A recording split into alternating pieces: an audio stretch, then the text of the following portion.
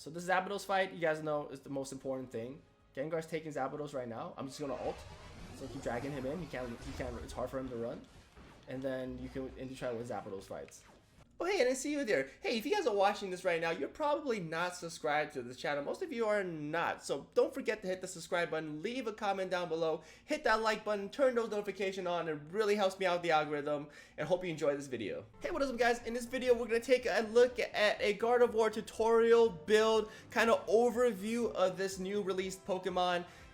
Very unique one, ranged attacker, a lot of damage via DOT, AoE damage, which is area of effect, and also damage over time, which is a little bit unique compared to some other Pokemon. Essentially, high tier, maybe S tier, A tier character. So it'll be a little bit until we see how it really plays out. She is a little bit squishy though, so that's the one negative about the Pokemon. Her endurance is not really high, but her offensive is really strong. She has a huge team fight potential for Zapdos. Guys, we know how important Zapdos is late game. Gardevoir is going to be that team fill that's going to be able to hold points, hold Zapdos, and make it very difficult for opponents to steal Zapdos from you as long as you're playing her correctly. Now, she does fit that kind of void, the range attacker kind of void that is not really filled by most Pokemon right now. There's a lot of melee damage dealers, but not too many ranged attacker yet. So she does fill that void. Let's take a look at her overall kit.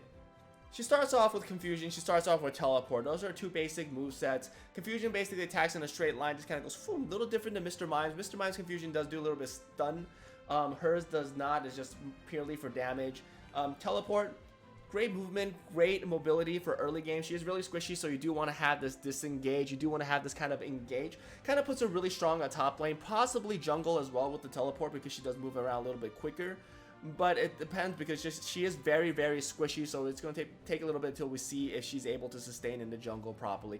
There hasn't been much of a jungle meta yet. When I say jungle meta, I mean the central meta. There hasn't been much of a central meta yet in this game, so it depends if anyone's going to counter jungle her. But she runs against Lucario, if she runs against a Zeraora, it's probably going to be very difficult for her to maintain jungle pressure if they're jungling as well. The Unite Move Fairy Singularity is going to be able to drag opponents into the designated area, kind of similar to like a Galio ult in a way, but you can kind of target it in a certain area. It's really good for zoning, it's really good to damaging Pokemon, to keep people out, maybe good for Zapdos fights, for blasting the enemy team completely. She does have Side Shock, she does Future Sight. Future Sight is a 9-second cooldown, really long, but if it hits a Pokemon, an enemy Pokemon, it does reduce in half. So if you are going to be playing that hard engage, kind of playing this Pokemon similar to a Gengar style of just hard hits, Future Sight round might be the way to go. Side Shock kind of hits a designated location 3 times. It kind of does a the move does reduce its cooldown when the Pokemon hits an attacking Pokemon as well. So this Pokemon, it really is hard engage kind of area zoning out. Anytime you hit your move on another Pokemon, it does reduce the cooldown time. It's very strong. Confusion goes into either Moonblast or Psychic. Psychic does do a little damage over time in the area effect as well, which is going to be similar to kind of like Side Shock and Future Sight. So you probably don't want to run Psychic along with these two because that'll be a lot of damage over time. Unless you really just want to start zoning areas out, you could go Psychic, Side Shock, or Future Sight to kind of zone out multiple areas at once. Kind of makes it really difficult for Pokemon to engage in fights, and if you're not careful, they're just going to be tanking a lot of damage unnecessarily. Moonblast is going to be able to blast the Pokemon back. It's going to be a little bit more of an ability for her to kind of CC the enemies a little bit, to kind of keep them at bay because she is lower on HP. So we want to take a look. I think I'm going to go for the Moonblast Side Shock build for now. I think that seems like it has a lot of potential. Alright, so let's take a look. We're going to start off right here. Let's take our top lane. Top lane is going to have a lot of the minions bunched up together, in my opinion, just by the way of having. It should be a lot easier to level up. Level 2, we'll try to hit level 3 so we can get the Teleport. Once you get Teleport, you can kind of move around the map a little bit quicker. There we go. It doesn't do anything in particular other than as an engage or disengage. If you need to chase down a Pokemon, possibly could be really good. The main thing that I think we try to do right here is try to make sure Confusion hits multiple Pokemon. If Confusion hits multiple Pokemon, it does level up a little bit quicker.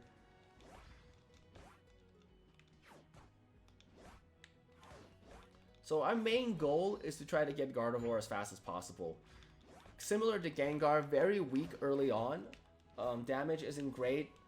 Confusion is okay for lane poking. It's not gonna be the you know, your go-to move.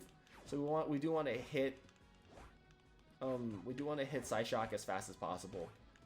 As long as that, we also do want to hit Gardevoir as fast as possible. That's kind of where her damage really spikes, and you kind of get the most utility out of the character. All early game damage seems really strong. You could probably play really aggressively in lane and get a lot out of that early game aggression, or that big range that you have here as well with Confusion. You can really utilize that for advantage. You just gotta really be careful of Pokemon that has hard engages that can stun you. If they stun you, you're gonna have a really hard time getting out. Well, you do have teleport, so you're not gonna have a hard time getting out of that, but you're gonna be taking a lot of damage. So it's one of those things where you gotta kind of have to pretend. So if you take a look at this, is the training dummy right here, right? So the training dummy, if you hit Psyshock on it, the cooldown goes down pretty quickly. Hit Psyshock on the A-Bump. Oh, we're still hitting it on the training dummy though. Let's try to level up here.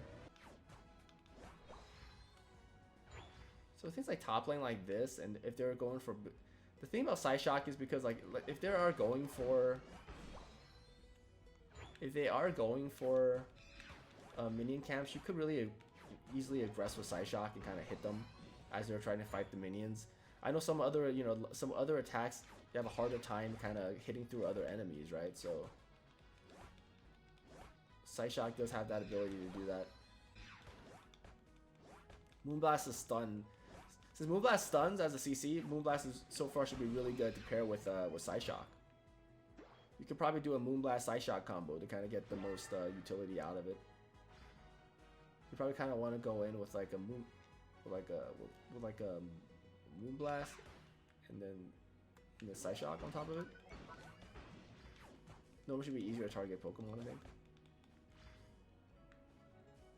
This way. Oops. Oh, Rotom is really hurting me right now. It's really squishy is one of those. Yeah, so if you do that, if you Moonblast Psyshock like that, it's harder for them to even get out of it. So that's probably the combo to go. You want to go for a Moonblast and then a Psyshock, but you know, I'm just having the worst time when it comes to targeting.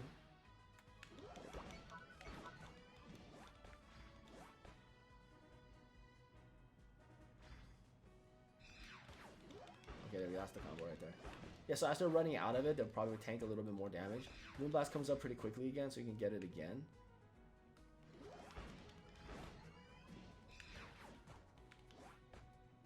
Let's go. Oh, sleep. Some Moonblast. Psyshock. The amount of damage that we're doing. Nice.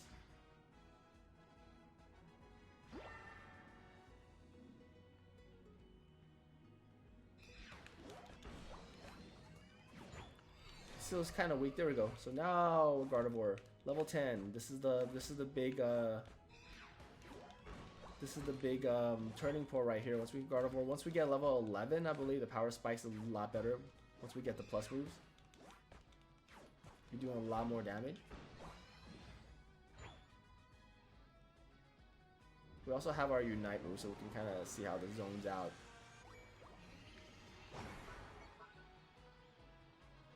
The enemy Pokemon.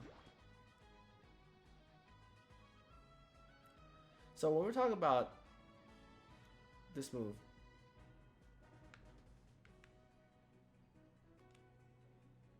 where's Gengar? I just saw him. So it has the ability to pull them in. Oh, and I just completely missed it. Gengar teleports. Still a lot of huge blast damage. So it has the ability to pull them into an area, like what I did with the AoE effect. And that's going to be kind of like, you know, how Galio kind of keeps sucking you in. That move's going to keep sucking you in. So that's weird to say it that way.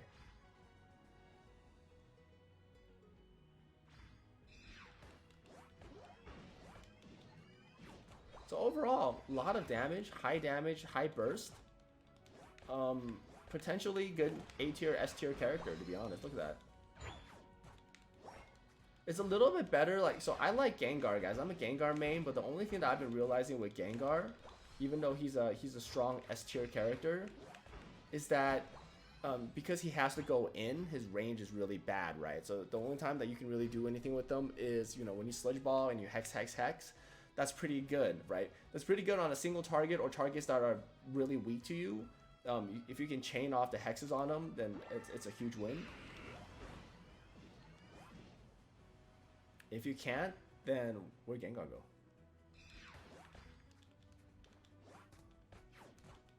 If you can't, then you're gonna run into more of an issue. Look at that damage. You're gonna run into an issue where you know, you're not gonna be able to do enough damage overall.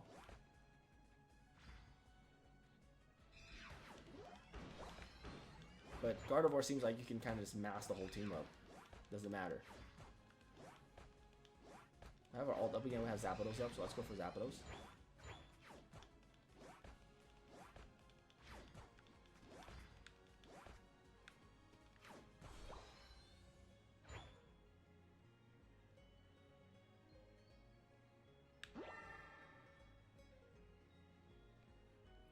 Right, so the Zapdos fight, you guys know, is the most important thing.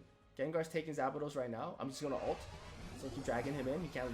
It's hard for him to run, and then you can try with Zapdos fights. Now the thing about her, like, so you can drop the ult like here too. Like sometimes they're coming from the other side. You can drop your Psy Shock over here. There's a lot that you can do. That makes Pokemon really good. Does do a lot of damage. You're probably not going to be able to solo Zapdos though, because really squishy. So it's one of those cases where if you need your team there to be tanking Zapdos, and the main thing that you're going to do is you're going to just basically CC out the enemies as best as you can. Alright chat, so that is the Gardevoir first look tutorial video. What do you guys think of the Pokemon? Do you think the Pokemon is going to be high, top tier, S tier? Or is the Pokemon going to start falling a little bit as time progresses on?